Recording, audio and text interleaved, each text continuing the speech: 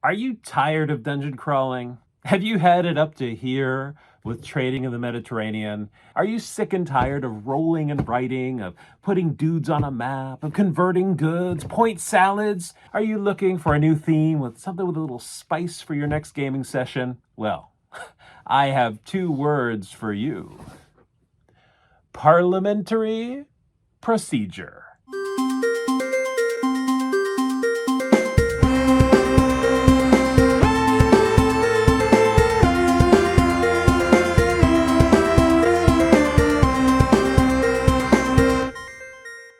Welcome to Solitarius Reviews. Today I am reviewing a new release from GMT Games, designed by Paul Hellyer, called Prime Minister. So I've enjoyed this game. I wanted to share it with you, so I'm going to set this up on my table, show you a little bit about how it's played, maybe play a turn or two, and then give you my final thoughts. So I've got the game Prime Minister set up on my table. Here are all the components that come in the box. The game comes with two rule books, which I really think is a great idea. It comes with a multiplayer rule book, and it comes with a Clockwork rule book. And the Clockwork rule book actually has everything you need to know how to play if you just want to play this game solo. It does not say set up for a two-player game and then add these alterations. It's actually a complete guide on how to play. So when I first learned the game, I just put the multiplayer guide away and just use the Clockwork one. Up here are all the components that you need for a normal game of Prime Minister. There's a deck of politicians. So you're going to take the role of a politician during the reign of Queen Victoria. These are all I believe that there were 10 prime ministers during Queen Victoria's reign, and these are all 10 of them. If they have the orange ribbon, they are Liberal, and if they have the blue, they are in the Conservative Party. So during the game, each player, including the Clockwork Opponent, is going to take the role of one of these politicians. So if I choose, for instance, Benjamin Disraeli, Conservative, then my opponent will be a Liberal. And each of the politicians that a player can be has its clockwork equivalent. And each clockwork card is double-sided for when the clockwork becomes a prime minister, and then when they play the opposition to the prime minister. And also each has a star rating. You see this one has 2, Melbourne has 2, Gladstone has 2 stars, Aberdeen has 1, Peel has 3. This is the relative difficulty. So you can actually scale the difficulty by choosing different combinations of politicians, one for you to be and then one for you to play against, controlled by this Clockwork card. And we'll take a deeper look at how really brilliantly clever this Clockwork card is a little later. Whoever is playing as Prime Minister has to deal each turn with events. So the player has an event deck, and this is the event deck that's used in multiplayer. And it presents you with various scenarios from Victorian England. There's a royal wedding. You can choose to decline and lose your favor with the Queen, or you can choose to attend. And you go up in standing with the middle class. So there's all kinds of things you have to deal with, including by-elections, which can be horrible for you if they come when you're Prime Minister and they come up at the wrong time. The game also comes with a series of bills. These bills are based on real bills from the 19th century. We have the Treason Act, the Inebriates Act, the Piracy Act, and each one can gain one of the side's points. So these are conservative bills, so these are going to be points for a conservative prime minister.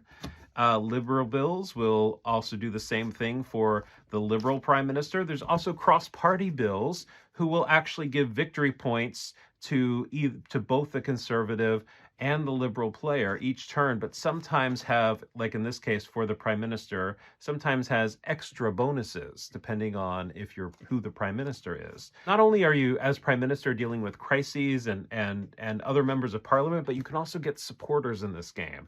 And the supporters are all kinds of people. You got Prince Albert, the Prince of Wales, you got Oscar Wilde, John Bright, David Livingstone, Florence Nightingale, all kinds of people that can help you out, that you can recruit to your side. Charles Darwin, Thackeray, John Stuart Mill, Mary Shelley, Tennyson, Charles Dickens, William Booth, Cardinal Newman, Duke of Wellington, Thomas Carlyle, Earl Grey, the tea guy. I mean, come on.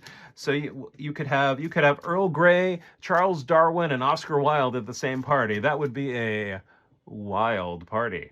The Clockwork player also gets their own deck of supporters, and the Clockwork player also gets their own events. So the Clockwork player, the AI for solo, was not tagged on at the last second. This is a robust system that was obviously developed in conjunction with the game, which is definitely a big plus for me. All right, without any further ado, I'm going to go ahead and set up the board, and let's take a look at how it plays.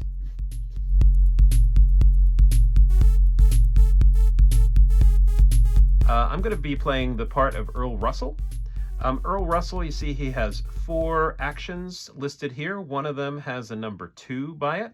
And there's a simple chart here that has the action that you're doing, reminds you what it does. And then if you have level 1, you do... So I've got the game set up on my table. The level 2, which I have for influence, I will do that in that box. So essentially each Prime Minister has a one level 2 ability that makes them a little better than others at something. And notice that I cannot flatter. So Earl Russell cannot flatter. Flatter is how you move up in favor with Queen Victoria, and Russell cannot do it. So each politician is actually really strong in one area and very handicapped in another area, which creates a really interesting asymmetrical effect.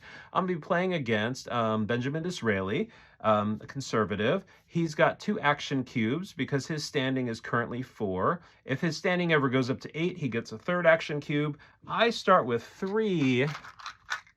So I start with 3 action cubes because I'm the Prime Minister. I'm going to start the game as the Prime Minister.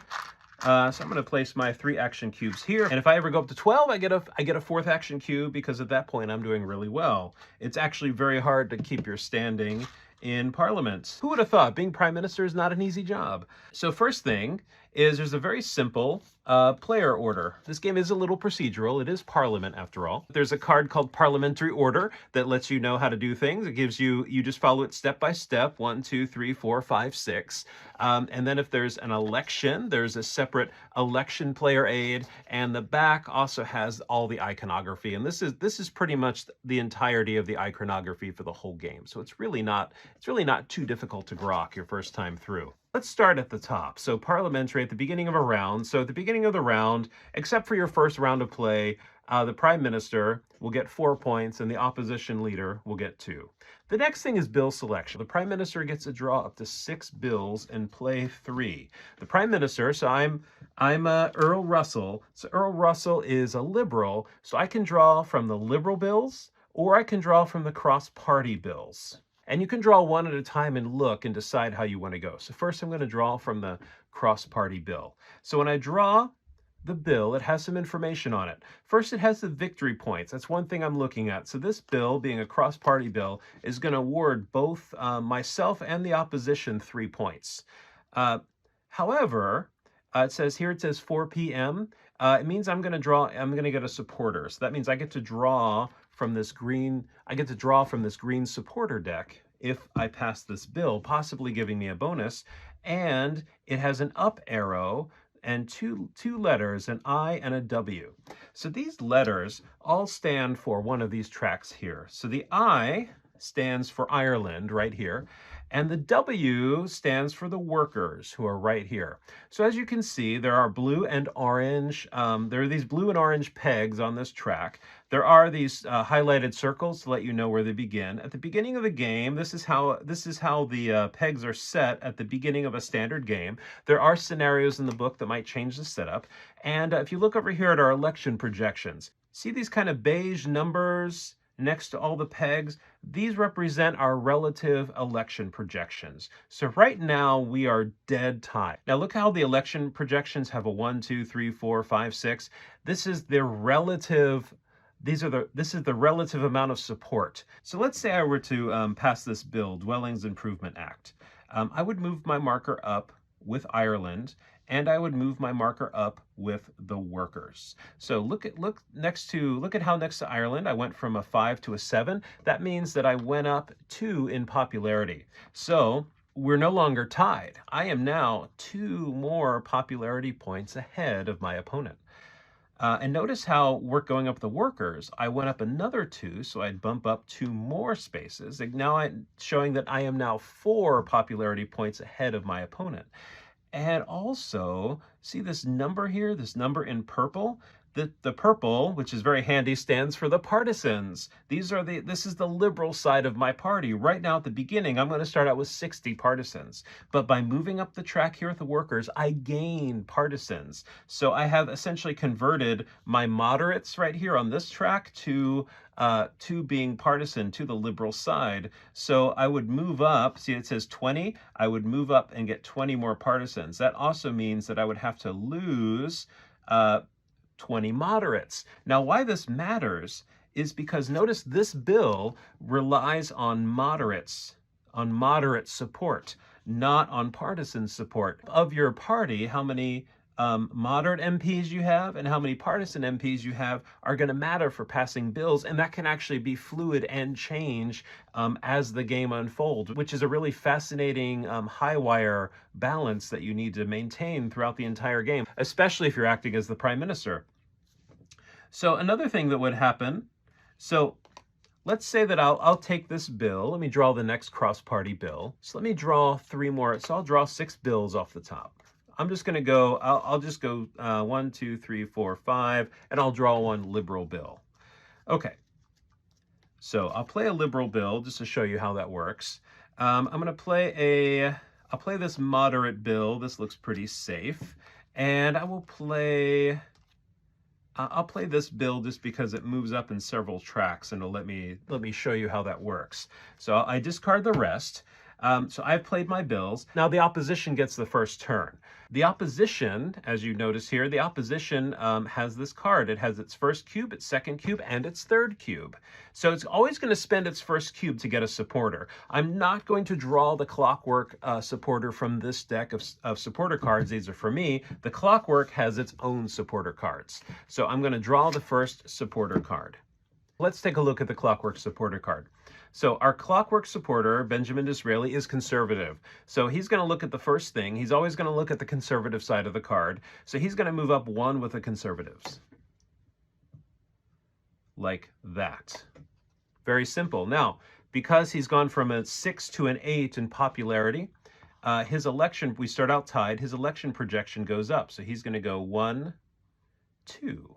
But now our projections are no longer tied at 329, 329. Now the Conservative Party has a slight edge, 333 to 325. So if the election were to hit now, the Conservative Party would win and take over power, which would be bad for me, being the Prime Minister. So that's all the Clockwork Opponent does on his first card. Very simple. I pulled the card and I moved up. His next cube is he is going to debate. That's what this little hexagon means there. He's going to debate. So I'm going to set the totals for the bills and show you how that works. So I've placed these bills. There's an overlay card here that is really handy, and I actually wish this was the one printed on the board, because this is the most convenient way to track votes, in my opinion. So you got these 3 markers that match these 3 bills. So what you do is you look at the type of vote. So here you have an A. The A stands for all. So my total number of MPs right now is 330. So I'm going to so I start with all, and it's minus 30. That's what that little minus 30 in the hexagon means. So I do not place the marker at 330. I have to go down 30 points. I'm going to place the marker at 300. The next one is my moderates, which is 50 plus 30. So that's going to be at the 280 mark. And then the last one is my moderates plus 20. That's going to be at the 270 mark. So here's my current standing. I need 330 votes to pass the bill. So during my turn, by playing the debate action, I can move one of these tokens up the track until I get within range. So here you have, so once I get to 320, you see there's a 1 in 6 chance. I have a 1 in 6 chance of passing a bill if I can get it to 320. If I can get it to 330, I have a 1 in 2 chance. If I get it to 340, I have a 5 in 6 chance. And if I can get it to 350, it's a guaranteed pass for the bill, which would be ideal. But I'll show you how these odds are determined in a minute. This game actually, I know it had, even though the track has odds printed on it, this game actually doesn't use any dice. I'm going to show you in just a minute. I think it's really cool how they get around using dice. So for his second action, he's going to debate. Now, to debate, he's going to have to target one of my bills. So the first thing he's going to do is he's going to target the bill worth the most points. And if you wonder how I know that, it's because the game comes with this handy Clockwork player aid that goes through all the special situations. But essentially, the Clockwork opponent is, see here we have build tiebreakers. He's most concerned about points. And right now it's easy because there's one bill that's going to give me and only me the most points. So this is going to be the bill that he's going to target. So what he does is he's going to debate. It says -10. So he's going to find this bill and he's going to debate it down to 290, making it even harder for me to pass this bill. He has not made it easy for me. Next, it's my turn. I do have 3 actions, which seems nice. It seems a little overpowered for the Prime Minister to just be able to take 3 actions to the opposition's 2. You might wonder, how is that fair? Well, see, the Prime Minister is the one in charge, so he has to deal with all of the crises. So I'm going to draw an event card off the top of the deck. Here we have, it's the Queen's birthday. I can ignore the Queen's birthday, and I will lose favor. Now, let's look at the favor track over here. Here's Queen Victoria's favor track. I am right here on the red cube. I am currently at 0. So if I ignore this event, I could stay at 0 and not actually take any penalty. However, I do not have the flatter ability. The flatter ability is actually how you move up. That's what this little symbol means, moving up on Queen Victoria's track. So if I spend a cube, I could move up on her track, and this is actually the only way I can do it, through an event card or through passing a bill that has the Queen's favor on it. So you know what? I'm going to spend one of my cubes just because I might not get another chance to move up 1 favor with the Queen. Now I have 2 cubes left. So there's a couple things I can do. I can try to debate, which I do have the power to debate.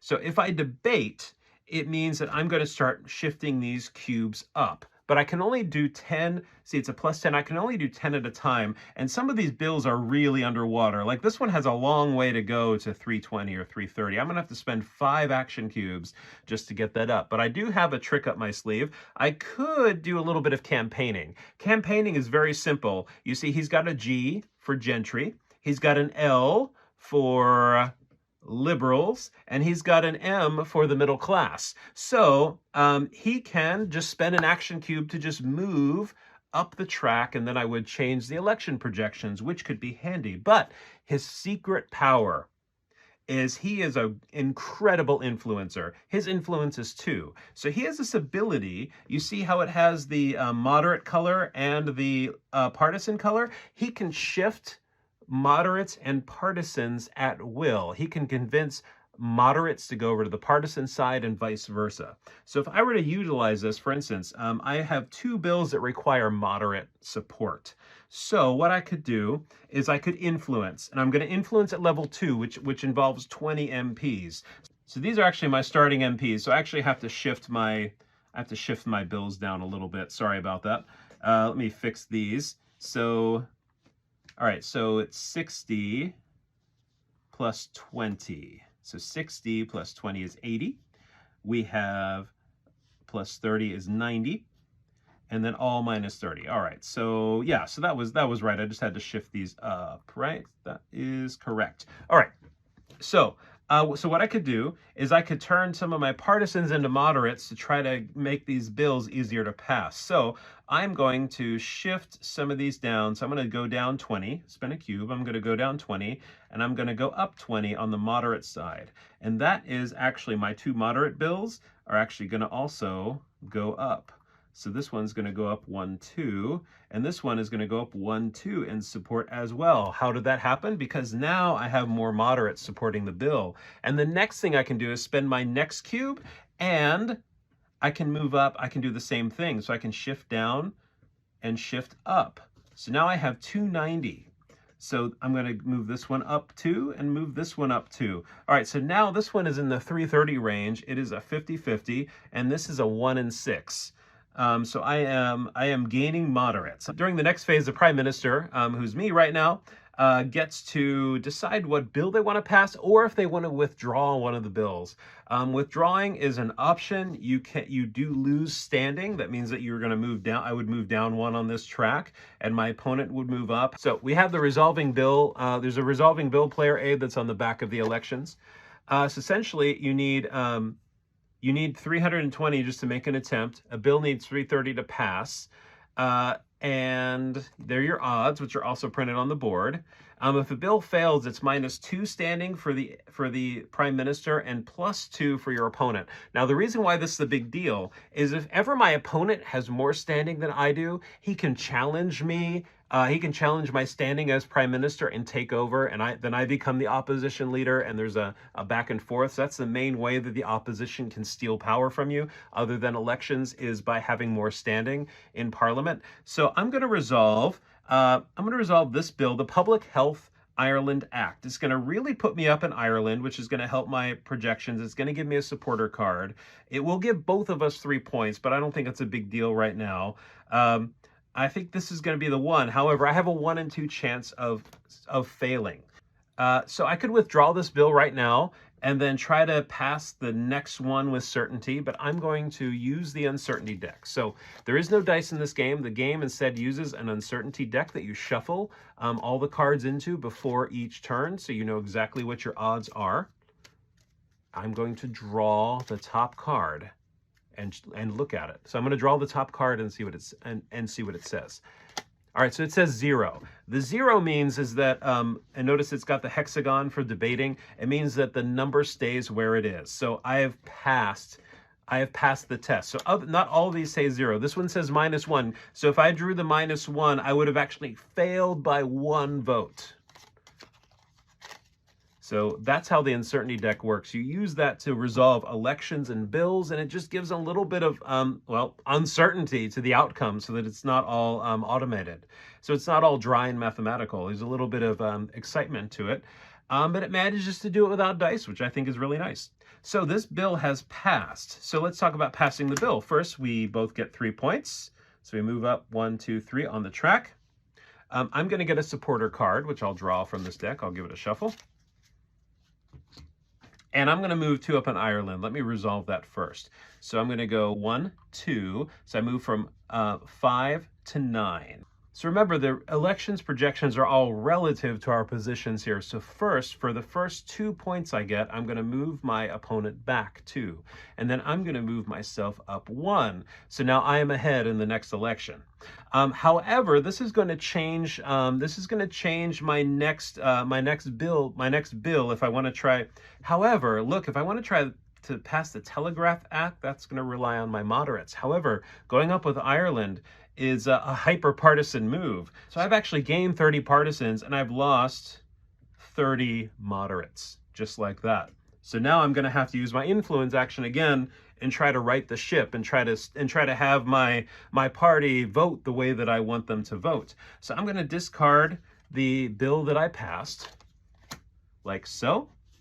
And I'm going to draw my supporter card before I forget. So I just take the first card off the supporter deck. And I've drawn Cardinal Newman. Now, Cardinal Newman is going to give me one of 2 things that I can do. I could just spend this card now, or I could hold on to it later. I can go up 1 more in Ireland, which could be good. But again, I'm going to have more partisans, which I'm really trying not to have right now. Or I can move up 1 with the middle class. So I could spend that, but that is also what I'm good at debating about. So I might wait till I get closer to an election to see when I need to use this card. So I'm going to put Cardinal Newman right here with me. And then if I were to use his effect, I would just then discard the card. But I'm just going to keep Cardinal Newman right there. All right, we are going to come to the end. And then we go on and we do the same thing a couple more times. We have to keep taking turns until all these bills are gone, and then we're going to hold an election. So the beginning of the turn, my opponent gets 2 points. I get 4 points. 1, 2, 3, 4. Let's just fast forward ahead and just pretend that we've passed all of our bills. So let's hold an election. So here's how the elections work. So let's assume that I am here. So right now the projections are 340 to 318.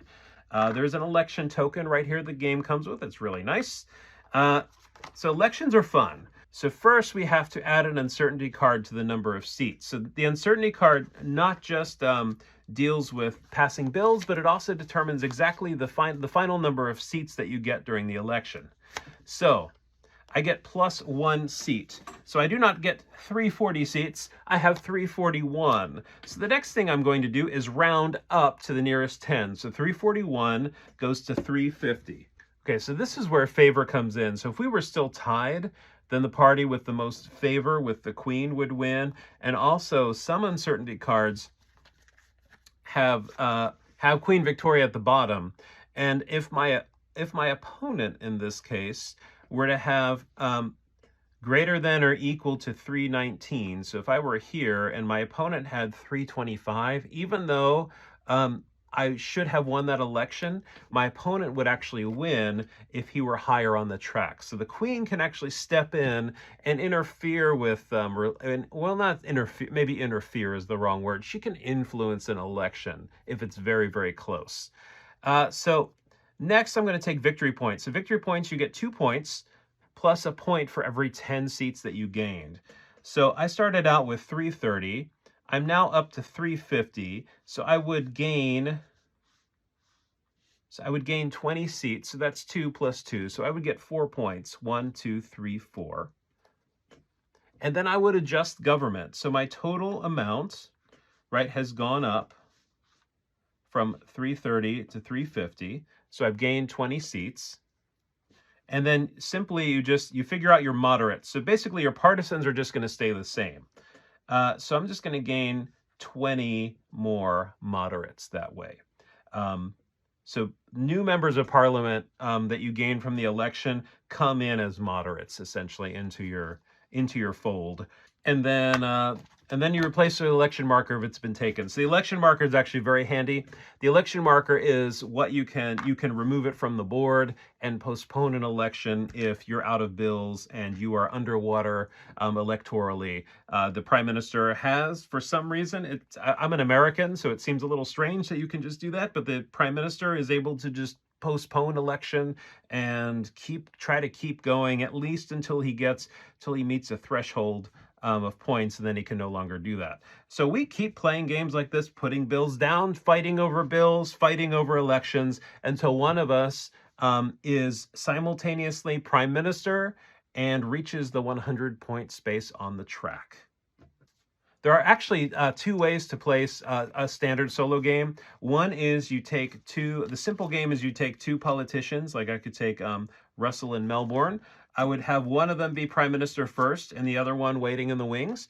And I would just play against the opposition, and it's a simple win-lose condition. You have to make it to 100 points. If your opposition ever becomes prime minister, you lose. And if you're ever about to lose the position of prime minister, you can switch who your party leader is, basically who the prime minister is. They get to reset their standing and you get to keep going. So it's a very tough game. I lost my first game of this. I lost that on that mode so quickly. And then there's another mode where the opposition leader can become prime minister. You can become the opposition leader, and then you keep duking it out until you get to 100 points. But that's not all. The game also comes with several scenarios. So I think it's 5. Yeah, you have 5 different specifically solo scenarios that give you different things to do. For instance, the first scenario is fascinating. You play a conservative prime minister, and you are trying to maintain power, not lose your seat, but you can only play conservative bills. And the reason why that's bad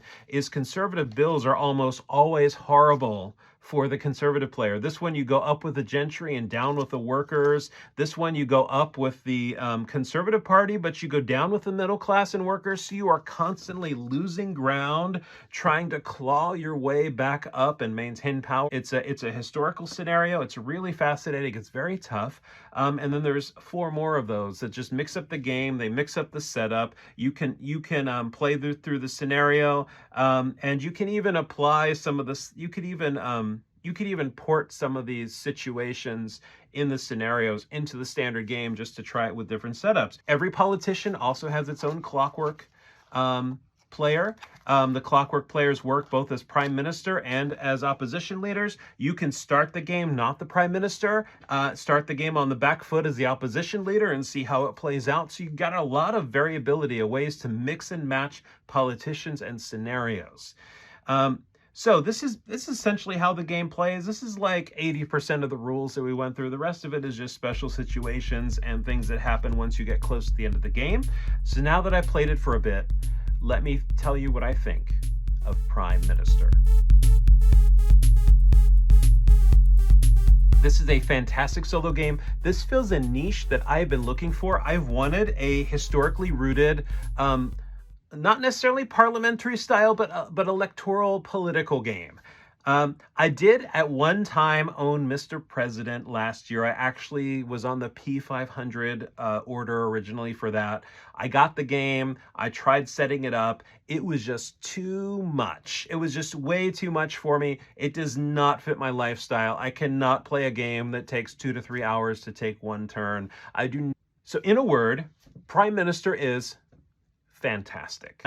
Just going through the setup took almost 2 hours and I didn't finish it. It was just way too much game. I love the idea of it being in charge, dealing with crises, but I just couldn't, I just couldn't grok it. So I ended up trading that one along, and I was really sad because I like the idea of it, but I wanted something simpler, something streamlined, something that I could play in an evening, even play in an hour, something that I didn't have to look up rules or remember tables. I didn't have to flip through books. And then along comes, out of nowhere, along comes Prime Minister. It hits all the things that I wanted from Mr. President.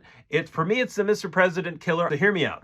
I'm not saying that this is a better game than Mr. President. Mr. President is a masterpiece. It is an incredible labor of love. I'm just saying that this is an actual playable game on a similar theme. It'll give you a taste of some of the conflict, of some of the push and pull, of the compromising, of the things that you have to do, the crises you have to deal with, the people you have to schmooze. It's got just a taste of that, just enough to, it was really all I wanted from a game like this.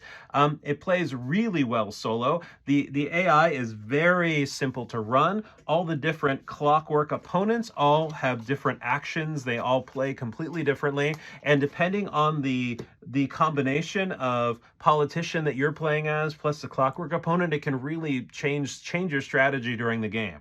I first thought that going to 100 points would be incredibly excessive because you gain 3 points at a time, 4 points at a time. But I tell you what, once you have the rules internalized, which happens about halfway through the first game, you are just moving those cubes. I thought that all of the pegs and moving all the pieces around and trying to keep track of all the voting would be really tough, but it's actually so simple.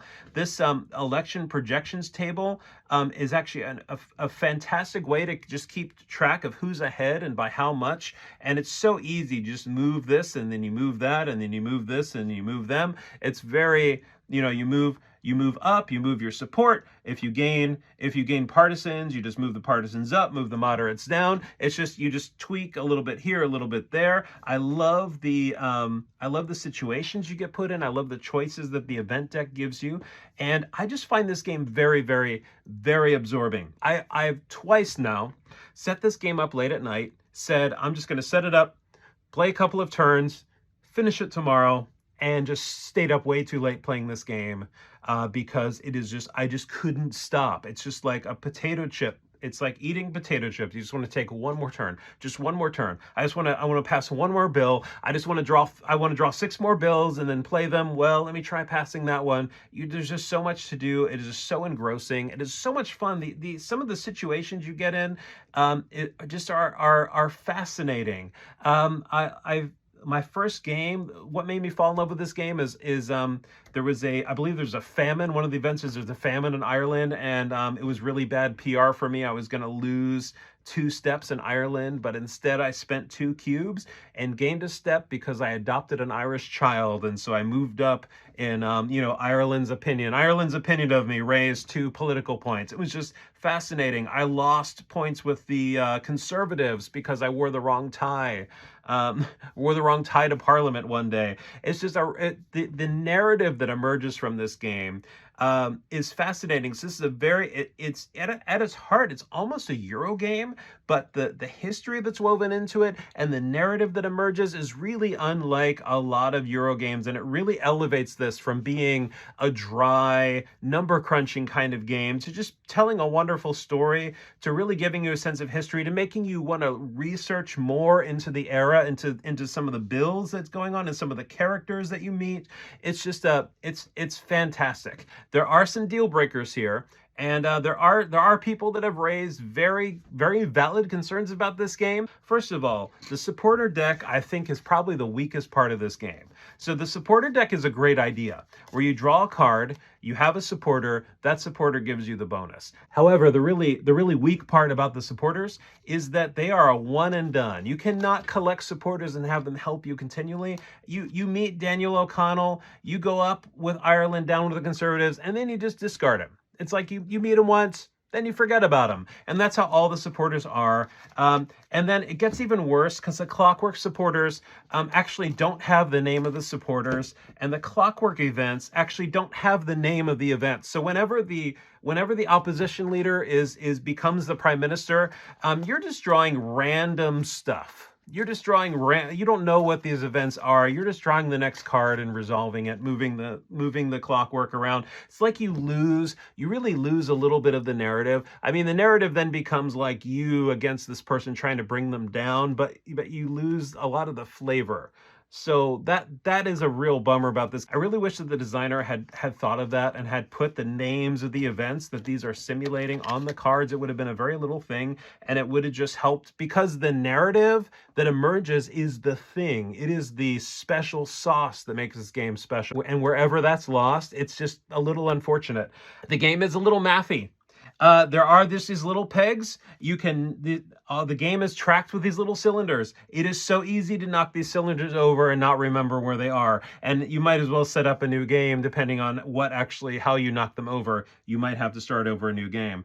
The game, certain combinations of prime minister and like certain combinations of politicians can actually make for a really easy game. I don't remember the combination, but one of them I just smoked the opposition. I just stayed ahead. I was able to manage him because his weaknesses I could really exploit with my strengths. So I don't remember what the combination was, but there was, and also I think I also got lucky with my builds, and I did get really lucky with some of the uncertainty cards. So I mean, luck did play a factor, but so that is gonna probably bother some people. The game is mechanically simple. This is not a Lacerda game with many interconnected systems. This is a very simple moving up and down tracks, adjusting stuff, taking some risks, trying to push and push and push, and hoping that you can flip the right card. I mean, it's very tense, it's very interesting, but it is simple. It can get repetitive. It can be a bummer when the same cubes, when the same tracker goes up and down, up and down, up and down, and you got to keep moving all the partisans around. It can get tiresome in certain situations.